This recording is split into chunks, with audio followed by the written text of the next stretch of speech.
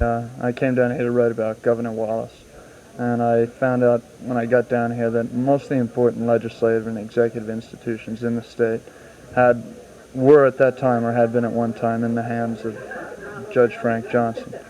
So I switched my subject over to him. What in particular fascinated you about Judge Johnson?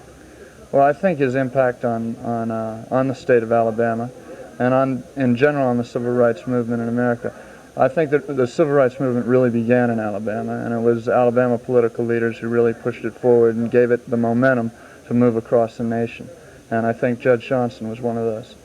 Speaking of the civil rights movement, your father and your uncle played a very important part in the civil rights movement. Do you have any kind of special affinity for Alabama because of that? Well, I had more of a general interest in the South. I've always loved Southern writers. I love Faulkner and Agee and Walker Percy. And I've always thought that Southern politics were the most lively and the most wild in the country. And but I think that the fact that really the civil rights movement did begin here really had something to do with the choice that I made to come down here. You come from such a strong political family. Do you have any political aspirations of your own?